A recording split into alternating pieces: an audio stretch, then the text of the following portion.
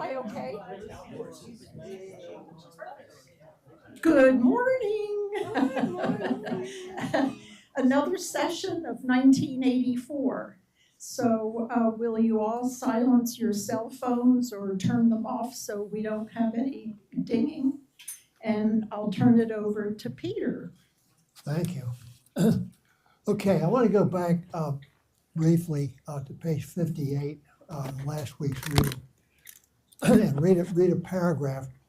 This is something that the Trump administration hasn't gotten to yet. The aim of the party was not really to prevent men and women from forming loyalties which it might not be able to control. Its real undeclared purpose was to remove all pleasure from the sexual act. Not love so much as eroticism was the enemy, inside marriage as well as outside. All marriages between party members had to be approved by a committee appointed for the purpose. And though the purpose was never clearly stated, permission was always refused if a couple concerned gave the impression of being physically attracted to one another. The only recognized purpose of marriage was to beget children for the service of the party. Sexual intercourse was to be looked on as a slightly disgusting minor operation, like having an enemy. This again was never put into plain words, but in an indirect way it was rubbed into every party member from childhood onwards. There were even organizations such as the Junior Anti-Sex League, which advocated complete celibacy for both sexes. All children were to be gotten by artificial insemination and brought up in public institutions. This, Winston was aware, was not meant altogether seriously, but somehow it fitted in with the general ideology of the party. The party was trying to kill the sex instinct, or if it could not be killed, then to distort it and dirty it. All right, Trump hasn't thought of that yet. Then we get into he's thinking about his wife, and we hear about the dreadful marriage they had. I mean, can you imagine what's going on? So you can see how Orwell is setting up his future connection with Julia. Yeah. Okay. So then we see him after this. We see him writing a confession about going to a prostitute who turns out to be old. And, I mean, it's really it's really kind of awful. But this is what he's been subjected. He's come down to this because his wife and he have split, and that was a disaster. And he's has normal feelings. Okay, now let's start on page 61. This is really important. He says, if there is hope, it lies in the proles. Now this is very, very important. It's a connection with Orwell himself. When he came back from Burma, being the British police over in Burma, he was so fed up, he threw himself into the life of a prole. He went literally into a proletarian life.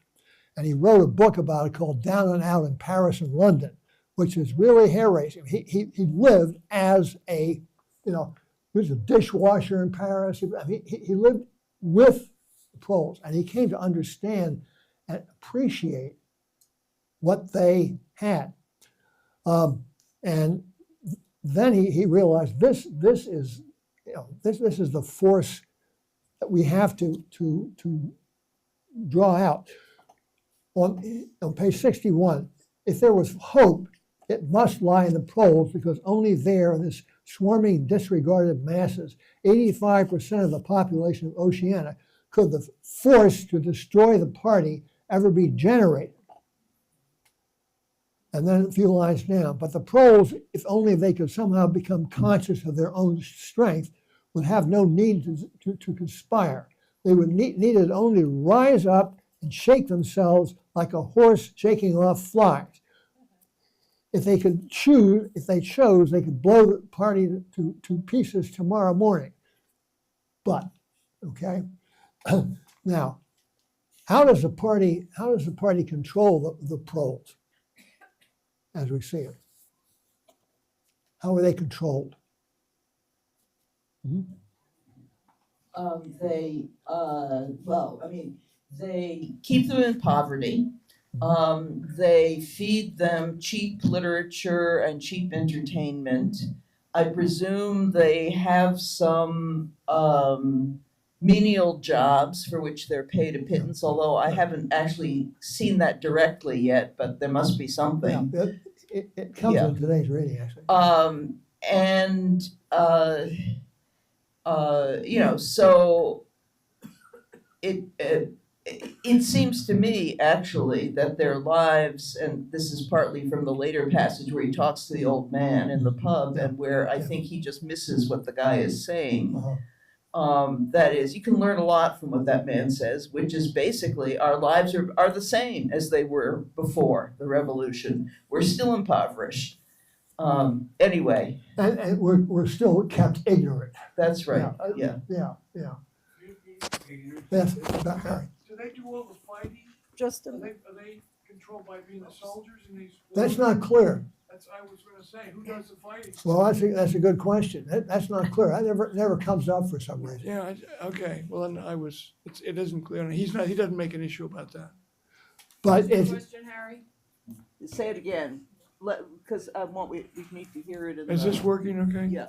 I just was asking Peter, are the proles sort of the army, the foot soldiers who get somewhat control that way? yeah, well, that we never hear about. Yeah, okay. It's just, they are kept, how are they kept down? What kind of entertainment are they given? This is important. Go ahead. Films, football, beer, gambling, and a primitive acceptance of patriotism. And we live it all today. That's exactly right. That's exactly what's going on today.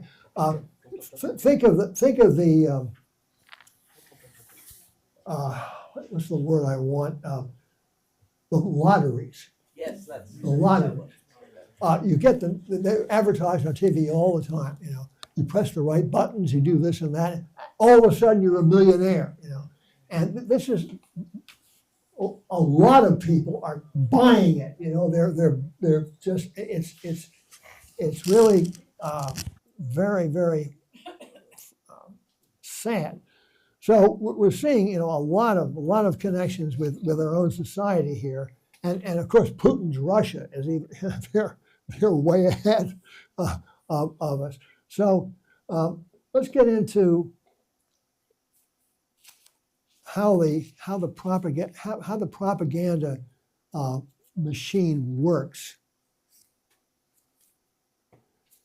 On page 64, he reaches into his drawer and pulls out a copy of a children's history textbook, and he gives the how London used to be and so forth. Think of the American version of this. If you look at this description, and it's it's very, very, very familiar. Okay, so we get into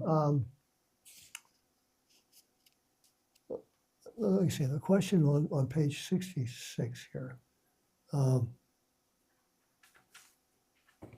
He says, it might very well be that literally every word in the history books, even the things that are accepted without question, were pure fantasy.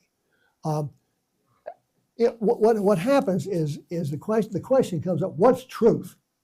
What is truth? And we see right now in Philadelphia, you know what, they're closing. That whole thing. they're erasing the past. Well, some of the past, but they're doing their best to erase it. And what's that going? What's that going to do to the public? It's what tyranny does.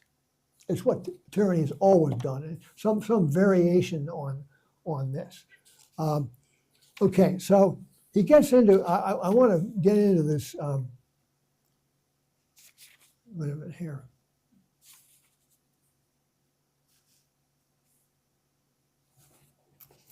Page 71. He picked up a children's history book and looked at the portrait of Big Brother, which formed its frontispiece. And they said, in the end, the party would announce that 2 and 2 made 5, and you would have to believe it. Not merely the validity of experience, but the very experience of external reality was tacitly denied by their philosophy. The heresy of heresies was common sense. So, they're trying to erase, and you see it happening, as I say, right now, with this typical, this museum closing is just typical of what's going on all over. The party told you to reject the evidence of your eyes and ears. And it was their final, most essential command. And then on page 72, with a feeling that he was speaking to O'Brien, also that he was setting forth an important axiom, he wrote, freedom is the freedom to say that 2 + 2 make 4. If that is granted, what else follows? Well, we have the movie coming up, 2 + 2 = 5, which is, I've seen it with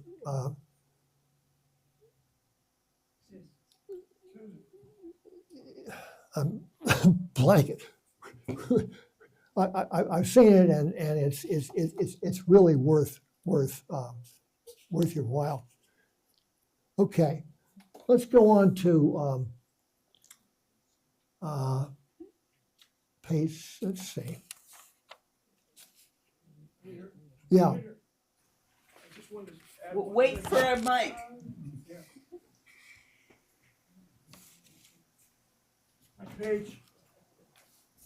Back to page 66. Yeah. I was interested in at the bottom of the page, among the last survivors were 3 men named Jones, Aronson, and Rutherford. And with the parallel in Russia at the time of the purges, there are 3 Russians who are forced to recant and who are eliminated. As I remember, there's Zinoviev, Kamenev, and Bukharin. And I think there's a direct parallel that he's using. It is. I mean, Because this is about 10 years Orwell's before. thinking about that, and he's Yeah, using I'm it sure he is. as a connection. Yeah. It's okay. I think that this business with the proles is very, very important. He gets. No, wait a minute now.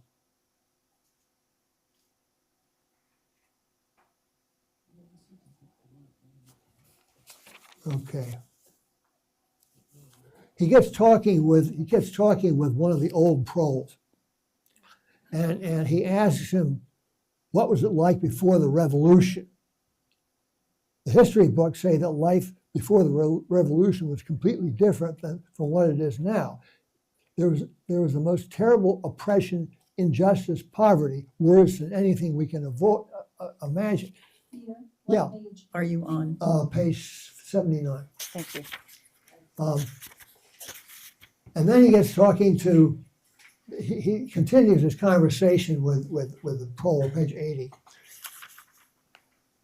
And he says, the point is, these capitalists, they and a few lawyers and priests and so forth who lived on them, were the lords of the earth.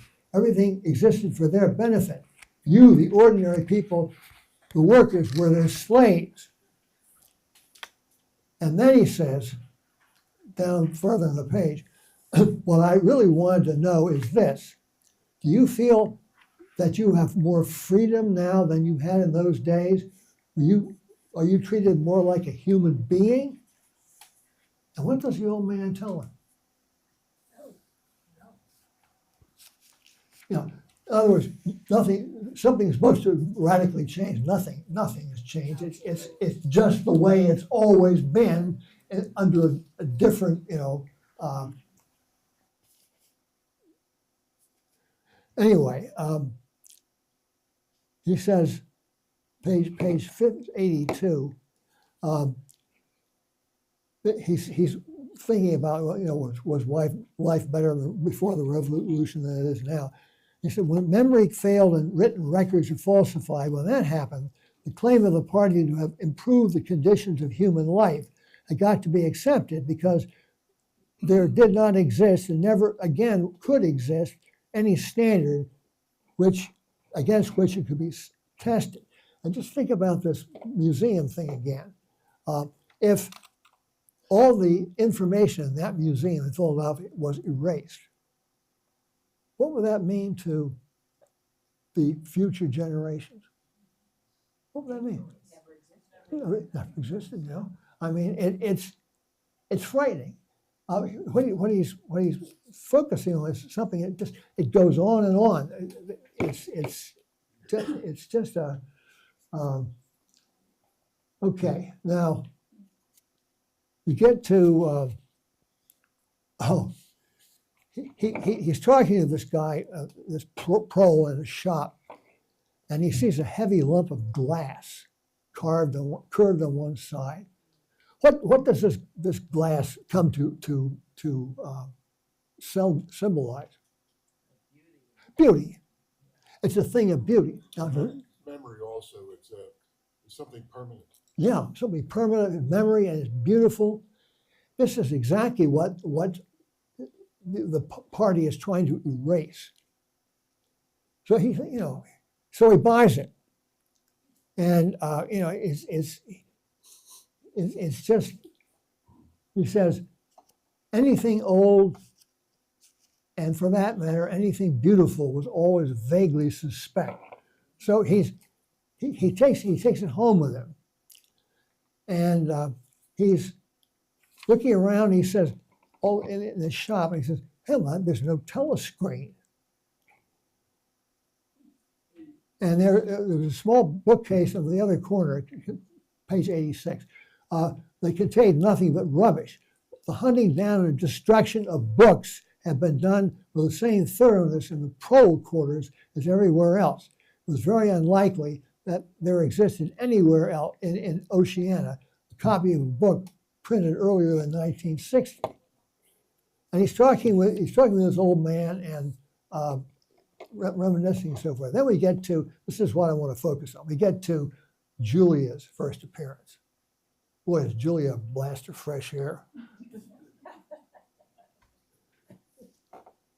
And he's bought this thing and he's feeling vaguely guilty. He's got this, party thing hanging over him. And he sees this woman walking down toward him. And what's he worried about? She's wearing blue overalls. Party. Okay? And all of a sudden, oh my God, party member, what am I going to do? He's getting paranoid again. But he is absolutely a paranoid wreck. So he goes back to his place and he takes out his diary, secret diary, and he sits down and he starts to write. Now we get to what I want to get really focused on today is page 93, chapter 2. We get to his coming connection with Julia.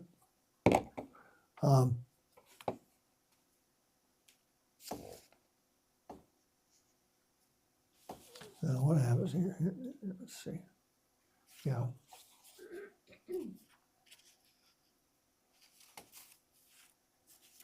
Okay.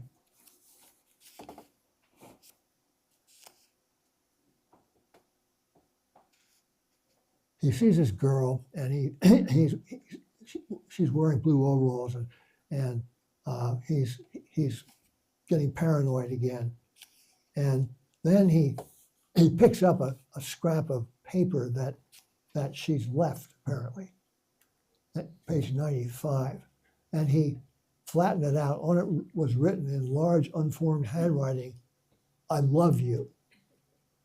Now think about the last time somebody has said that in this society. I mean, love has been erased. You know, affectionate connections between men and women have been erased, and all of a sudden he's you have to understand that at this point, Peter, I think it's significant. She's the girl from the fiction department. yeah. Don't you think that's? Well, Yeah. yeah. But he's, you know, he sees it. He's completely stunned. I mean, he's totally stunned. And so he goes back to his place, and he's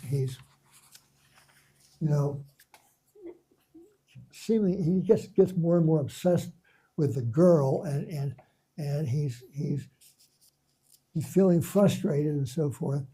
But finally, on page 100, I want to spend time on this relationship. Page 100,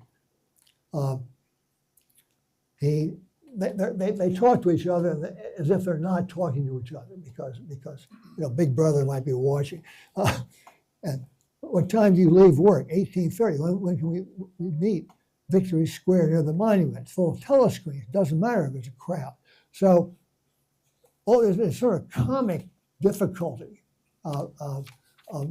They finally meet, and this.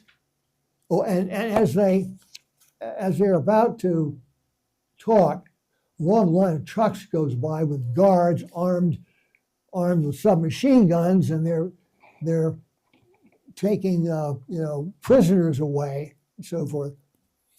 So finally, they whisper together, and they make a date. All right. They go off into a place where she's hidden. Okay, page 106. They finally have a talk, and this gets into what we want to talk about. He says, "I'm 39 years old. I have a wife that I can't get rid of. I've got varicose veins, and I've got five false teeth." Now, this is your classic downbeat, neurotic. I couldn't care less, says the girl. And then all of a sudden they're madly clinching and embracing and kissing and so forth. And he says, if you really want to know, I imagine you had something to do with the thought police. And the girl laughed. "You thought I was a good party member, pure word and deed, blah, blah, blah. It's this bloody thing that does it," she said, ripping off the scarlet sash of the Junior Anti-Sex League and throwing it into a bow. Now, it's like a breath of fresh air has come into this narrative, and the stale air is blown away, and all of a sudden you've got two human beings? Yeah. I think it's also interesting that in this whole process, she is the aggressor. You know, she says the "I love you" note, and then she sort of follows up on him and tells him, obviously because she's been through all this before, at least part of it. She is the classic extrovert. He is the classic introvert. What does the extrovert do for the introvert? Well, it's a classic mix. And they get. You wonder how is she able to be so upbeat and free seeming in this god awful scene? You were very young, he said. You were 10 or 15 years younger than I am. What could you see to attract you in a man like me? That's a good question. Because he's not, he's no magazine star. And she says, it was something in your face. I thought I'd take a chance. I'm good at spotting people who don't belong. As soon as I saw you, I knew you were against them. This is wonderful. And then she starts to talk, and he says, he thinks a thing that astonished him about her was the coarseness of her language. It was merely one symptom of her revolt against the party and its ways. So she starts to give him advice. Where are we going to meet? Well, she has all that taken care of. She's been doing this for years. She's a pro. She's got, she knows all the places to hide and so on. And all of a sudden, boom, they're making love. And go back to, if you remember the passage where he's thinking about his wife and their relationship and what sex was like with his wife. And all of a sudden, it's just like, heaven. And she says, I've always done this with party members, page 111. Think about this. Think about being in this world. And what she's saying. She says, I hate purity. I hate goodness. I don't want any virtue to exist anymore. I want everybody to be corrupt to the bones. Well, that ought to suit you, dear. I'm corrupt to the bones. You like this? You like doing this? I mean, simply me. The thing itself, I adore it. Okay, what do you have? You have sex is freedom. Sex is freedom. Open, unbridled sex is freedom. Rebellion. She goes on and says, I've done all this, I've done this again and again and so forth. That was above all what he wanted to hear, not merely the love of one person, but the animal instinct, the simple, undifferentiated desire. That was the force that would tear the party to pieces. That's exactly what the party is trying to stop, what they're doing. And then he says, it occurred to him that he still did not know her surname or where she lived. I mean, on page 112, but you could not have pure love or pure lust nowadays. No emotion was pure because everything was mixed up with fear and hatred. Their embrace had been a battle, the climax, a victory. It was a blow struck against the party. It was a political act. And then they start talking about how we're going to go on with this relationship. And what does she basically tell him? She's the voice of experience. What does she tell him? What's your question again, Peter? What does she tell him in so many words about her voice of experience? Yeah.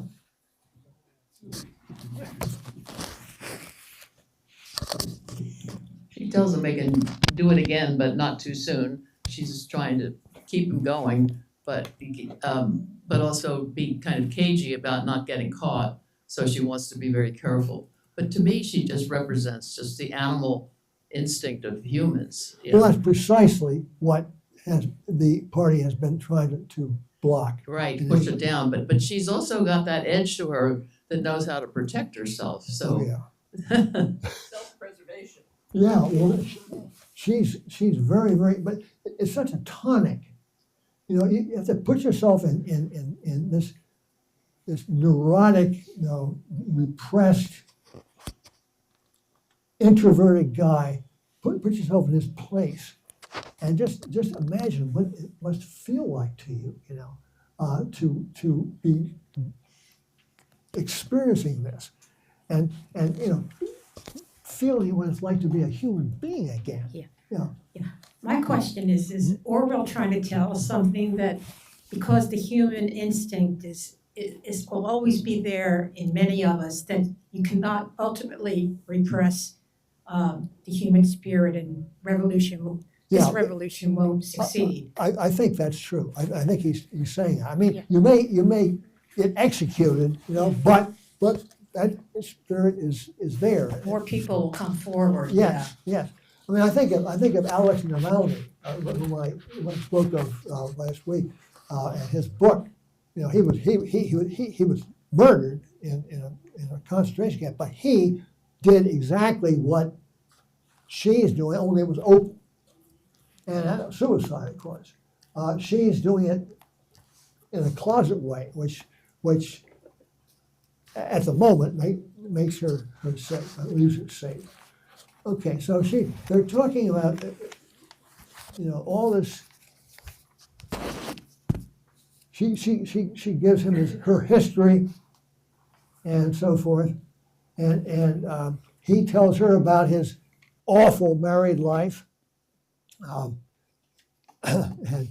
they kind of joke about sex and so forth. But then she comes down to page 117. She says, with Julia, everything came back to her own sexuality. As soon as this was touched upon in any way, she was capable of great acuteness. Unlike Winston, she had grasped the inner meaning of the party's sexual puritanism. It was not merely the sex instinct created a world of its own which was outside the party's control, and which therefore had to be destroyed if possible. What was more important is that sexual privation induced hysteria, which was desirable because it could be transformed into war fever and leader worship. That's a brilliant comment. Think about it. Sexual privation induces hysteria. So if everybody's, deprived of sex, you're going to be out there screaming your head off when the great leader comes by, and so on. And then she goes on to say, this is the voice of, sanity. When you make love, you're using up energy, and afterwards you feel happy. You don't give a damn for anything. They can't bear you to feel like that. All this marching up and down and cheering and waving flags is simply sex gone sour. Think about that. I love that. He thought there was a direct, intimate connection between chastity and political orthodoxy. You understand that? The sex impulse was dangerous to the party. The party had turned into account. And then the family had become, in effect, an extension of the thought police.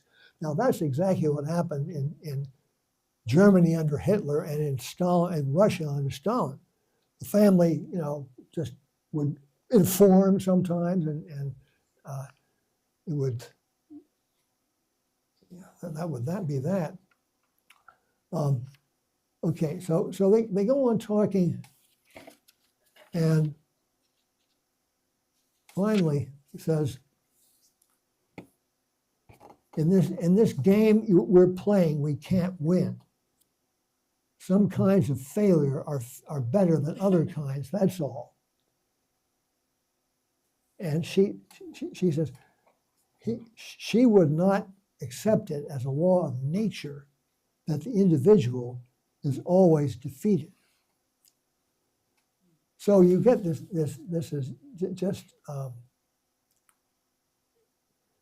it's the perfect tonic that Winston has needed, but it's not going to change the party's rule. So this is okay. let's go back to the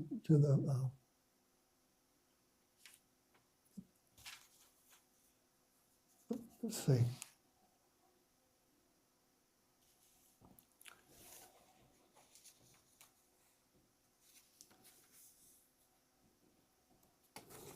Well, the question is at the moment, so what are they going to do with this? If they found this place, they can make love, and it's, you know, but they have to move around, and what's going to happen? Yeah. Well, you know that they're not gonna live. This is the end. I mean, we know from the beginning, earlier in the book, that these things always end where they're caught and executed. I mean, it seems to me this is a death march for both of them. Yeah. One at a time.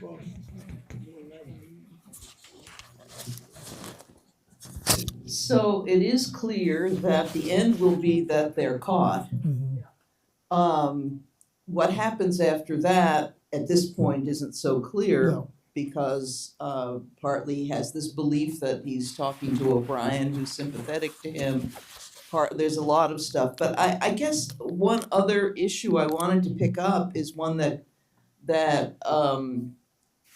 he thinks about a lot, and that is, you know, there's that powerful scene in this goes back a few pages.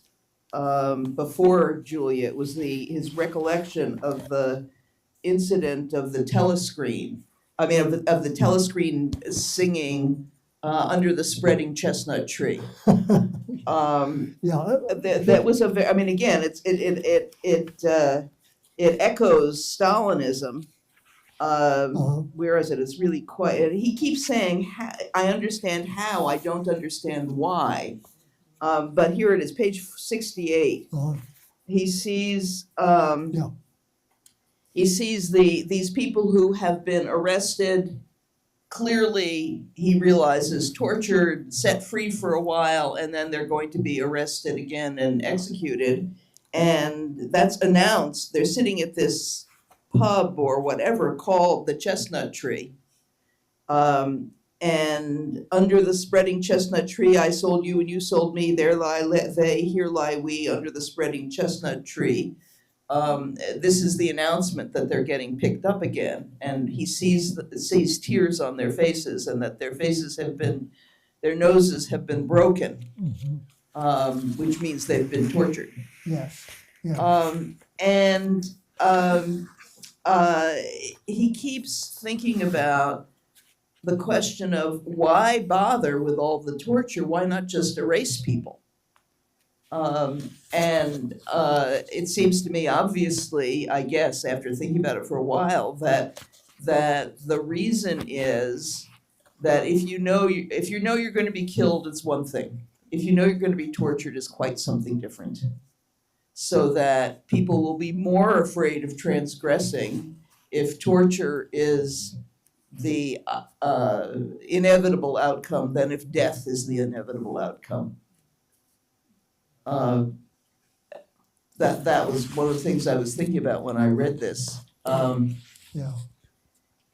And also he says, I understand how, he's understanding a lot of how it works, but he doesn't understand why. Why are they doing this? I mean, we'll see, but it's, you know, pure capitalist, not capitalist, like the capitalists, pure power. Yeah. And so they can preserve their elite lives. Anyway. Thank you. I'm sitting here sort of scratching my head. He is thinking, kind of looking at the whole picture. I think she's been much more pragmatic. She's saying, I'm gonna use this system. I'm gonna pretend She's Ms. Pragmatic, yeah. but I'm going to take care of me, and I'm going to do what I want to do, and I'm going to be as free as I can, but I'm gonna really work around this. So I don't think she's idealistic. Oh, I no. think she's very pragmatic, Oh, yeah. and let's take care of us. And we can do this, Winston. We don't have to change the world. Yeah, You think about it today in terms of certain she's found people out how to exist. Right. And within the system. yeah, within the system and be, have a life of sorts. But you have to be, you have to do all this Right. tricky stuff. Right. But you can exist. There's no other way, is there? You can't be open. You have to perfect the secret ways to get around the system. Yeah. So I think we, Somebody got your mic back here. Yeah. He was waiting. so I think, pardon me, Go ahead, Rick. shall I yield the floor? Go ahead. So I think we, with that statement by Julia, some kinds of failure are better than other kinds, that's all. I think we may have gotten to the point which occurs. I'm on my page 106, it's not your page. I'm on the version of 1984 that I bought for 99 cents. I'm here, I'm close. I'm on an e-reader version of, in the remarks of Julia that you just read, where she states some kinds of failure are better than other kinds. There seems to be something of a turning point in exposing Orwell's outlook that in the totalitarian system where there is a dominant vague idea that grips some human beings and fails to grip other human beings, that the result is irresolute. It's almost like what she's saying is an echo of Samuel Beckett's fail once, fail better, try again, fail better, and that the question that she raises with that, where this dichotomy is set forth, is we see the human values that inhabit Winston and Julia. They're full-fledged human beings of two differentiated kinds. What we don't see is what, if anything, captures the Stalins, the ideologues of the world, the people who are tormenting them. We don't see that even right up until the end of the book. There's no explanation of how O'Brien became O'Brien. Mhm. There's no evolution. This is a chief defect in this book. There's no evolution of the dominant idea, except to say, that we're suggesting that our ordinary life fails when the power exercised by totalitarians dawns, when it emerges. But how it emerges, in who it emerges, what makes it emerge in them. Stalin, remember, started out in his career as a professional singer, as a choir boy in churches. How does Stalin evolve? This is never explained. Well, it has to do, some people have a power, and it's they maybe I don't know. It's kind of being the bully type. We've all encountered bullies in our lives, in school and so forth. And what is it that makes a bully tick? What is it that makes a bully successful? And it's what? Bullies are insecure. Yeah, they're insecure, but they have power. The way they function is they use power. It's usually physical power, and in this case, there's a lot of physical power going on. I mean, you stand up and say, "I hate Big Brother" in public. You're either dead or you're in a slammer for life. So it's.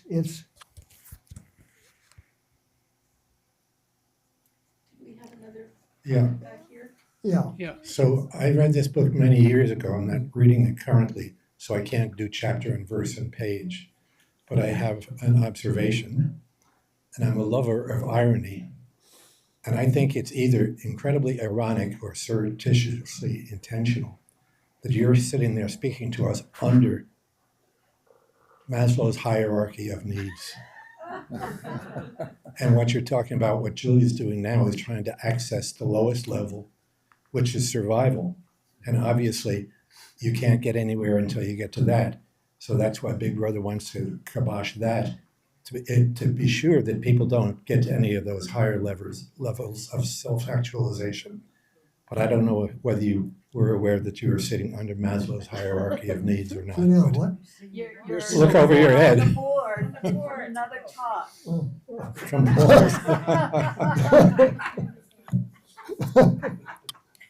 Okay. Good observation. So what lies in, Just a comment. What it doesn't show, what the book doesn't deal with, is what kind of power is desired. I mean, was this economic power that made the system become so changed? it's a power to make people do what you want Yeah. them to do. But, okay, yes. But how did the group of people have a club and say all of those people who want to make that? I mean, how did the powerful ones evolve into what they have become? And I think that's true. I mean, here we can look at capitalism and say it's the power that comes with money. Yeah, it's and the same thing. I control. mean, how do in the capitalist society, how do the powerhouse Yeah, sure. capitalists evolve? But it does not, in our book, it is not talking about how the power has been developed and what the roots of it are. It's just, I think that it's a matter of whatever, of having a personality that is aggressive and that is self-confident and convinces you to do what they tell you to do. And there are lots of people like that, we all know. And that's, this situation here is that on steroids. I mean, it's just, so the question is, you've got, let's look at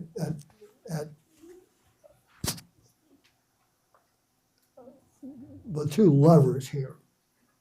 Okay? He's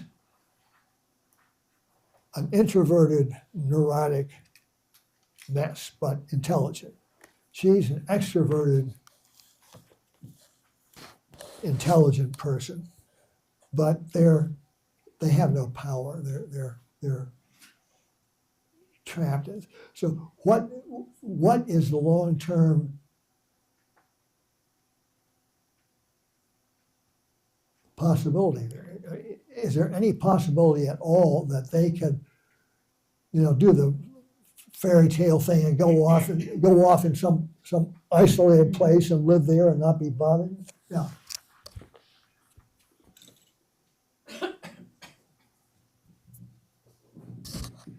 On page, right in the middle of page 120, he says, "We are not dead." She says, "We are not dead yet," which is pretty good way of describing what's going on. Well, she's the voice of a certain kind of experience, I guess, that he doesn't have. That, by the way, "We are the dead," that's you're gonna hear that again later on. So at this point, at the end of this second week here of discussion, you've got two people who they've found each other somehow. They're enjoying the forbidden love and so on, and they're going to try to keep on doing it. But if you look at it from a long-term point of view, what's the prognosis? I mean, it doesn't matter how clever Julia is. It doesn't matter. The system is such that they can't overcome it. And this is a very, very, very depressing thing, to put it mildly.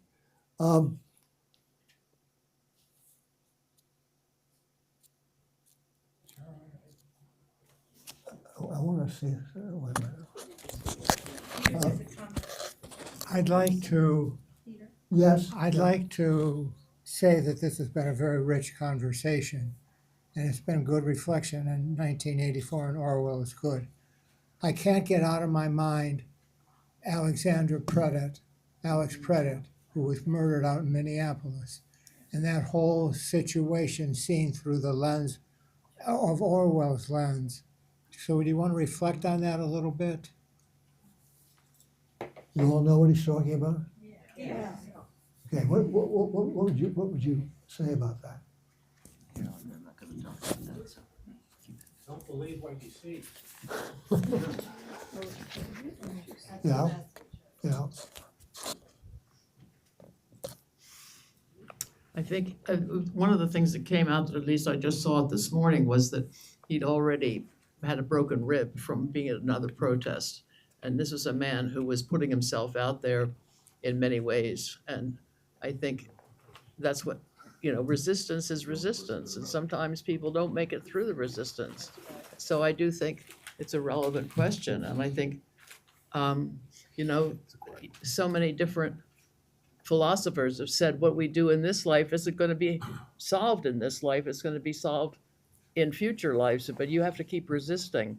And so I think this even though, and I like what Winston said here.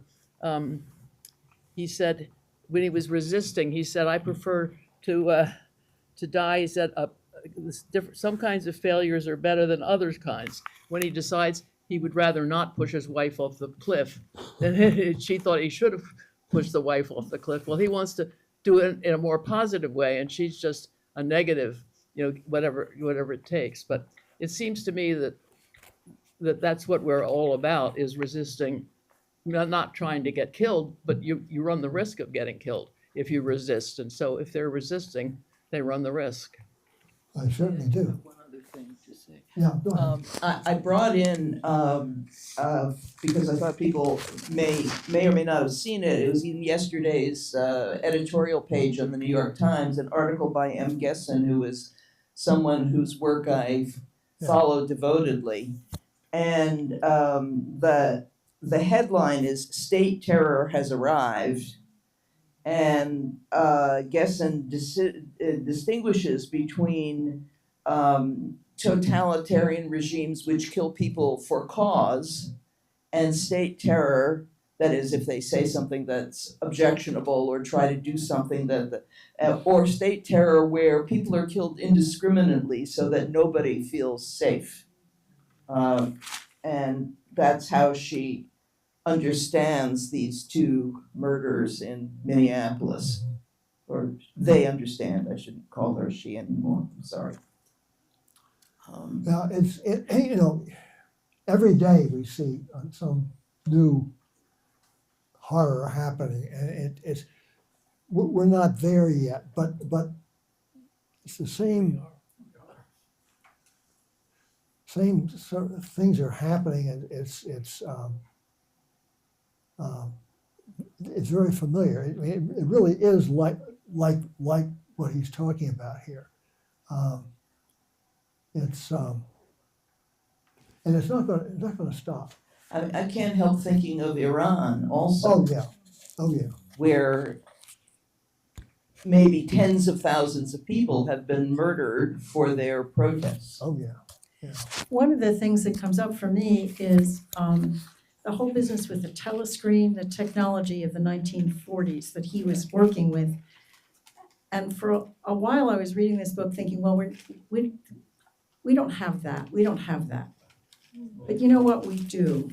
Because I have gotten a little bit hooked on watching some of this this bad stuff that's on YouTube at night, where there's one indictment after another of Trump and they play clips. And a little thing came on with Rachel Maddow, who was reporting that 3 a.m. this morning, Vance had thrown Trump under the bus by invoking the 25th Amendment, and there was a revolution inside the White House, and I'm thinking, oh my God. And then I said, I'm gonna watch this again. And it was an artificially created footage from, get this, from our side, right?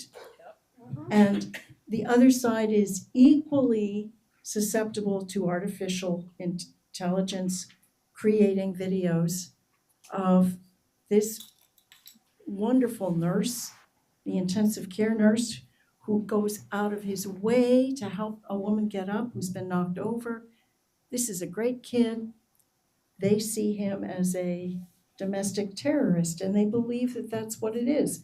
So we are susceptible to these incredible manipulations of our reality, which is just what this book is talking about. That's right. And it's, I do not know what to make of, I don't know how to deal with this emotionally, and so I'm a little bit shut down about it. But anyway, I just wanted to say, this is scary. Every day is something new. These those instances you were describing it's very, very, and it's not stopping. I mean, it's part of our,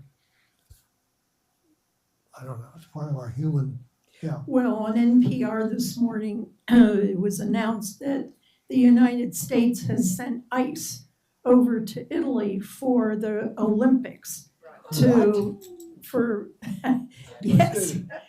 So, well, for safety. And then there was another, I was reading something else, that there's several parts of ICE, and the whole category of ICE, they don't all do the same thing. Some really are for protection, and then the ones that are in Minneapolis are the ones that do the immigration fun piece. work. Yeah. So I don't know how Italy's gonna deal with it. They were unaware that ICE was coming, and they were very stunned. The president of the country just does not like it at all. I can imagine. But it's going to keep happening. I believe that one of the themes in the book is don't believe what you see, believe what we tell you.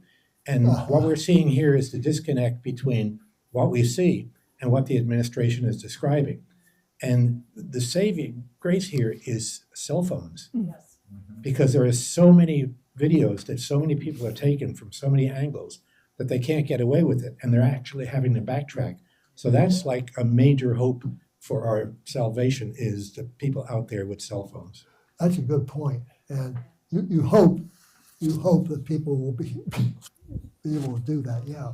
The other threat is artificial intelligence, which can now change reality and offer just a whole different picture of the whole thing.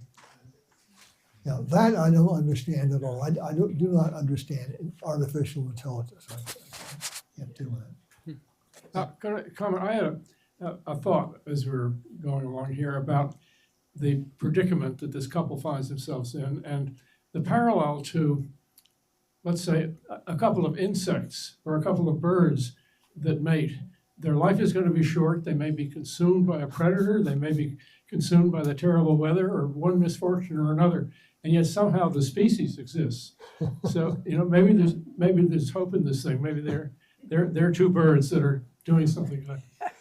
Well, we'll see what happens next week. But anyway, thank you for all your input. That was very helpful, and we'll see you next week.